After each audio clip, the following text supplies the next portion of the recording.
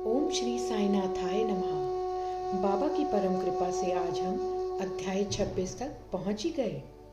इस अध्याय में भक्त पंत, हरीश चंद्र पितले और गोपाल आंबेडकर की कथाओं का हम श्रवण करेंगे। इस सृष्टि में स्थूल, सूक्ष्म, चेतन और जड़ आदि जो कुछ भी दृष्टिगोचर हो रहा है वह सब एक ब्रह्म है और इसी एक अद्वितीय वस्तु ब्रह्म को ही हम भिन्न भिन्न नामों से संबोधित करते तथा भिन्न भिन्न दृष्टियों से देखते हैं। जिस प्रकार अंधेरे में पड़ी हुई एक रस्सी या हार को हम भ्रमवश सर्प समझ लेते हैं, उसी प्रकार हम समस्त पदार्थों के केवल बाह्य स्वरूप को ही देखते हैं, न कि उनके सत्य स्वरूप को। एकमात्र सद्गुरु ही हमारी दृष्टि से माया का आवरण दूर कर हमें वस्तुओं के सत्य स्वरूप का यथार्थ में दर्शन करा देने में समर्थ हैं। इसलिए आओ श्री सद्गुरु साईं महाराज की उपासना कर उनसे सत्य का दर्शन कराने की प्रार्थना करें, जो कि ईश्वर के अतिरिक्त और कुछ भी नहीं है। आंतरिक पूजन। श्री हेमाड पंत उपासना की एक सर्वथा नवीन पद्धति बताते हैं। वे कहते हैं कि सद्गुरु के पाद प्रक्षालन के निमित्त आनंद अश्रु के उष्ण जल का प्रयोग करो। उन्हें सत्य प्रेम रूपी चंदन का लेप कर दृढ़ विश्वास रूपी वस्त्र पहनाओ तथा कोमल और एकाग्र चित्त रूपी फल उन्हें अर्पित करो। भाव रूपी बुक्का उनके श्री मस्तक पर लगा भक्ति की कफनी बांध अपना मस्तक उनके श्री चरणों पर रखो। इस प्रकार श्री साईं को समस्त आभूषणों से विभूषित कर उन्हें अपना सर्वस्व निछावर कर दो। उष्णता दूर करने के लिए भाव की सदा चवर डुलाओ। इस प्रकार आनंददायक पूजन कर उनसे प्रार्थना करो। हे प्रभु साईं, हमारी प्रवृत्ति अंतर्मुखी बना दो, सत्य और असत्य का विवेक दो तथा सांसारिक पदार्थों से आसक्ति दूर कर हमें आत्मानुभूति प्रदान करो। हम अपनी काया और प्राण आपके श्री चरणों में अर्पित करते हैं। हे प्रभु साईं, मेरे नेत्रों को तुम अपने नेत्र बना लो ताकि हमें सुख और दुख का अनुभव ही ना हो। हे साईं, मेरे शरीर और मन को तुम अपनी इच्छानुकूल चलने दो तथा मेरे चंचल मन को अपने चरणों की शीतल छाया में विश्राम करने दो। आइए अब हम इस अध्याय की कथाओं की ओर आते हैं। सबसे पहले भक्त पंत की कथा। एक समय एक भक्त जिसका नाम पंत था और जो एक अन्य सद्गुरु के शिष्य थे, उन्हें शिरडी पधारने का सौभाग्य प्राप्त हुआ। उनकी शिरडी आने की इच्छा तो ना थी, परंतु मेरे मन कुछ और है, विधाता के कछु और वाली कहावत चरितार्थ हुई। वे पश्चिमी रेलवे द्वारा यात्रा कर रहे थे, जहां उनके बहुत से मित्र व संबंधियों से अचानक ही भेंट हो गई, जो कि शिरडी यात्रा को ही जा रहे थे। उन लोगों ने उनसे शिरडी तक साथ साथ चलने का प्रस्ताव किया। पंत यह प्रस्ताव अस्वीकार न कर सके। तब वे सब लोग बंबई में उतरे और पंत विरार में उतर अपने सद्गुरु से शिरडी प्रस्थान करने की अनुमति लेकर तथा आवश्यक खर्च आदि का प्रबंध कर सब लोगों के साथ रवाना हो गए। वे प्रातःकाल वहां पहुंच गए और लगभग 11 बजे मस्जिद को गए। वहां पूजनार्थ भक्तों का एकत्रित समुदाय देख सबको अति प्रसन्नता हुई, परंतु पंत को अचानक ही मूर्छा आ गई और वे बेसुध होकर वहीं गिर पड़े। तब सब लोग भयभीत होकर उन्हें स्वस्थ करने के समस्त उपचार करने लगे। बाबा की कृपा से और मस्तक पर जल के छींटे देने से वे स्वस्थ हो गए और ऐसे उठ बैठे जैसे कि कोई नींद से जगा हो। त्रिकालक के बाबा ने यह सब जानकर कि यह अन्य गुरु का शिष्य है, उन्हें अभेदान देकर उनके गुरु में ही उनके विश्वास को दृढ़ करते हुए कहा कि कैसे भी आओ, परंतु भूलो नहीं, अपने ही स्तंभ को दृढ़तापूर्वक पकड़कर सदैव स्थिर हो उनसे अभिन्नता प्राप्त करो। पंत तुरंत इन शब्दों का आशय समझ गए और उन्हें उसी समय अपने सद्गुरु की स्मृति हो आई। उन्हें बाबा के इस अनुग्रह की जीवन भर स्मृति बनी रही। आइए अब श्री हरीश चंद्र पितले की कथा सुने। बंबई में एक हरीश चंद्र पितले नामक सद्गृहस्थ थे। उनका पुत्र मिर्गी रोग से पीड़ित था। उन्होंने अनेक प्रकार की देशी व विदेशी चिकित्साएं कराई, परंतु उनसे कोई लाभ न हुआ। अब केवल यही उपाय शेष रह गया था कि किसी संत के चरण कमलों की शरण ली जाए। 15वें अध्याय में बतलाया जा चुका है कि श्री दासगनु के सुमधुर कीर्तन से श्री साईं बाबा की कीर्ति बंबई में अधिक फैल चुकी थी। पितले ने भी सन 1910 में उनका कीर्तन सुना और उन्हें ज्ञात हुआ कि श्री साईं बाबा के केवल कर स्पर्श तथा दृष्टि मात्र से ही असाध्य रोग समूल नष्ट हो जाते हैं। तब उनके मन में भी श्री साईं बाबा के शुभ दर्शन की तीव्र इच्छा जागृत हुई। यात्रा का प्रबंध कर भेंट देने हेतु फलों की टोकरी लेकर पत्नी और बच्चों सहित वह शिरडी पधारे। मस्जिद पहुंचकर उन्होंने चरण वंदना की तथा अपने रोगी पुत्र को उनके श्री चरणों में डाल दिया। बाबा की दृष्टि उस पर पड़ते ही उसमें एक विचित्र परिवर्तन हो गया। बच्चे ने आंखें फेर दी और बेसुध होकर गिर पड़ा। उसके मुंह से झाग निकलने लगी तथा शरीर पसीने से भीग गया और ऐसी आशंका होने लगी कि उसके प्राण निकलने ही वाले हैं।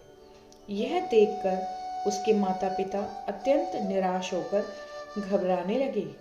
बच्चे को बहुधा थोड़ी मूर्छा तो अवश्य आ जाया करती थी, परंतु यह मूर्छा दीर्घ काल तक रही।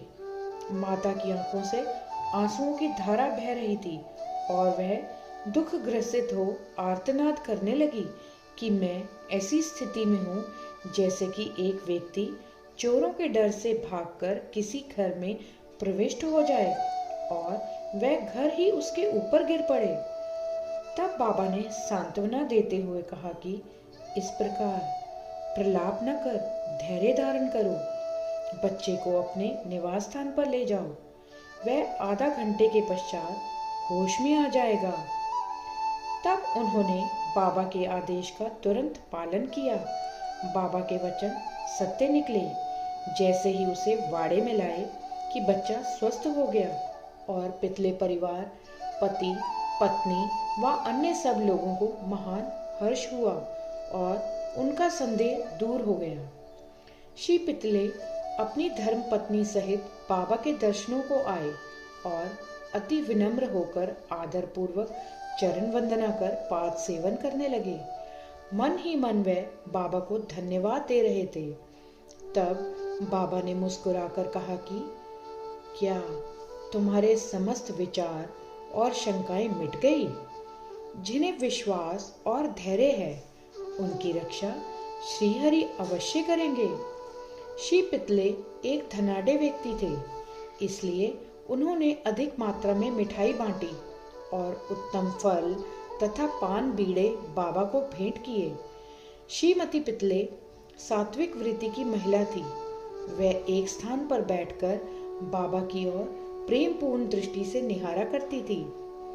उनकी आंखों से प्रसन्नता के आंसू गिरते थे। उनका मृदु और सरल स्वभाव देखकर बाबा अति प्रसन्न हुए।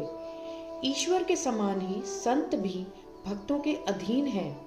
जो उनकी शरण में जाकर उनका अनन्य भाव से पूजन करते हैं, उनकी रक्षा संत करते हैं। शिरडी में कुछ दिन सुखपूर्वक व्यतीत कर पितले परिवार ने बाबा के समीप मस्जिद में जाकर और चरण वंदना कर शिरडी से प्रस्थान करने की अनुमति मांगी। बाबा ने उन्हें उदी देकर आशीर्वाद दिया। पितले को पास बुलाकर वह कहने लगे, बापू, पहले मैंने तुम्हें 2 रुपए दिए थे और अब मैं तुम्हें 3 रुपए देता हूँ। इन्हें अपने पूजा गृह में रखकर नित्य इनका पूजन करो, इससे तुम्हारा कल्याण होगा। श्री पितले ने उन्हें प्रसाद स्वरूप ग्रहण कर बाबा को पुनः साष्टांग प्रणाम किया तथा आशीष के लिए प्रार्थना की। उन्हें यह विचार भी आया कि प्रथम अवसर होने के कारण मैं इसका अर्थ समझने में असमर्थ हूँ कि 2 रुपए मुझे पहले कब दिए थे। वे इस बात का स्पष्टीकरण चाहते थे, परंतु बाबा मौन ही रहे। बंबई पहुंचने पर उन्होंने अपनी वृद्ध माता को शिरडी की विस्तृत वार्ता सुनाई और उन 2 रुपयों की समस्या भी उनसे कही। उनकी माता को भी पहले तो कुछ समझ में नहीं आया, परंतु पूरी तरह विचार करने पर उन्हें एक पुरानी घटना की स्मृति हो आई, जिसने यह समस्या हल कर दी। उनकी वृद्ध माता कहने लगी कि जिस प्रकार तुम अपने पुत्र को लेकर श्री साईं बाबा के दर्शनार्थ गए थे, ठीक उसी प्रकार तुम्हें लेकर तुम्हारे पिता अनेक वर्षों पहले अक्कलकोट महाराज के दर्शनार्थ गए थे। महाराज पूर्ण सिद्ध, योगी, त्रिकालज्ञ और बड़े उदार थे। तुम्हारे पिता परम भक्त थे, इस कारण उनकी पूजा स्वीकार हुई। तब महाराज ने उन्हें पूजनार्थ 2 रुपए दिए थे, जिनकी उन्होंने जीवन पर्यंत पूजा की। उनके पश्चात उनकी पूजा यथाविधि न हो सकी और वे रुपए कहीं खो गए। कुछ दिनों के उपरांत उनकी पूर्ण विस्मृति भी हो गई। यह तुम्हारा सौभाग्य है कि जो श्री अक्कलकोट महाराज ने साईं रूप में तुम्हें अपने कर्तव्यों और पूजन की स्मृति कराकर आपत्तियों से मुक्त कर दिया है। अब भविष्य में जागरूक रहकर समस्त शंकाएं और सोच विचार छोड़कर अपने पूर्वजों को स्मरण कर रिवाजों का अनुसरण कर उत्तम प्रकार का आचरण अपनाओ। अपने कुल देव तथा इन रुपयों की पूजा कर उनके यथार्थ स्वरूप को समझो और संतों का आशीर्वाद ग्रहण करने में ही गर्व मानो। श्री साईं समर्थ ने दया कर तुम्हारे हृदय में भक्ति का बीजारोपण कर दिया है और अब तुम्हारा कर्तव्य है कि तुम उसकी वृद्धि करो। माता के मधुर वचनामृत का पान कर श्री पितले को अत्यंत हर्ष हुआ। उन्हें बाबा की सर्वकालज्ञता विदित हो गई और उनके श्री दर्शन का भी महत्व ज्ञात हो गया। इसके पश्चात वे अपने व्यवहार में अधिक सावधान हो गए। आइए आप श्री आंबेडकर की कथा सुने। पुणे के श्री गोपाल नारायण आंबेडकर बाबा के परम भक्तों में से एक थे, जो ठाणे जिला और जवाहर स्टेट के आबकारी विभाग में 10 वर्षों से कार्य करते थे। वहां से सेवानिवृत्ति होने पर उन्होंने अन्य नौकरी ढूंढी, परंतु वे सफल न हुए। तब उन्हें दुर्भाग्य ने चारों ओर से घेर लिया, जिससे उनकी आर्थिक स्थिति और भी अधिक दयनीय हो गई। ऐसी परिस्थिति में उन्होंने 7 वर्ष व्यतीत किए। वे प्रतिवर्ष शिरडी जाते और अपनी दुखदायी कथा वार्ता बाबा को सुनाया करते थे। सन 1916 में तो उनकी स्थिति और भी अधिक चिंताजनक हो गई। तब उन्होंने शिरडी जाकर आत्महत्या करने की ठानी। इसलिए वे अपनी पत्नी को साथ लेकर शिरडी आए और वहां 2 मास तक ठहरे। एक रात्रि को दीक्षितवाड़े के सामने एक बैलगाड़ी पर बैठे बैठे उन्होंने कुएं में कूदकर प्राणांत करने का और बाबा ने उनकी रक्षा करने का निश्चय किया। वहीं समीप ही एक भोजनालय के मालिक श्री सगुन मेरू नायक ठीक उसी समय बाहर आकर उनसे इस प्रकार वार्तालाप करने लगे कि क्या आपने कभी श्री अक्कलकोट महाराज की जीवनी पढ़ी है? सगुन से पुस्तक लेकर उन्होंने पढ़ना प्रारंभ कर दिया। पुस्तक पढ़ते पढ़ते वे एक ऐसी कथा पर पहुंचे जो इस प्रकार थी। श्री अक्कलकोट महाराज के जीवन काल में एक व्यक्ति असाध्य रोग से पीड़ित था। जब वह किसी प्रकार भी कष्ट सह न सका तो वह बिल्कुल निराश हो गया और रात्रि को कुएं में कूद पड़ा। तत्क्षण ही महाराज वहां पहुंच गए और उन्होंने स्वयं अपने हाथों से उसे बाहर निकाला। वह उसे समझाने लगेगी, तुम्हें अपने शुभ अशुभ कर्मों का फल अवश्य ही भोगना चाहिए। यदि भोग अपूर्ण रह गया तो पुनर्जन्म धारण करना पड़ेगा। इसलिए मृत्यु से यह श्रेयस्कर है कि कुछ काल तक उन्हें सहन कर पूर्व जन्मों के कर्मों का भोग समाप्त कर सदैव के लिए मुक्त हो जाओ। यह सामयिक और उपयुक्त कथा पढ़कर आंबेडकर को महान आश्चर्य हुआ और वे द्रवित हो गए। यदि इस कथा द्वारा उन्हें बाबा का संकेत प्राप्त न होता तो अभी तक उनका प्राणांत ही हो गया होता।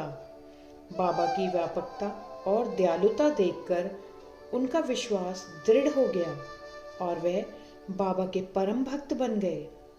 उनके पिता श्री अक्कलकोट महाराज के शिष्य थे और बाबा की इच्छा भी उन्हीं के पद चिन्हों का अनुसरण कराने की थी। बाबा ने उन्हें आशीर्वाद दिया और अब उनका भाग्य चमक उठा। उन्होंने ज्योतिष शास्त्र के अध्ययन में निपुणता प्राप्त कर उसमें बहुत उन्नति कर ली और बहुत सा धन अर्जित करके अपना शेष जीवन सुख और शांतिपूर्वक व्यतीत किया। श्री सद्गुरु साईनाथार्पणमस्तु। शुभम भवतु। अध्याय 26 संपूर्णम। ओम साई राम।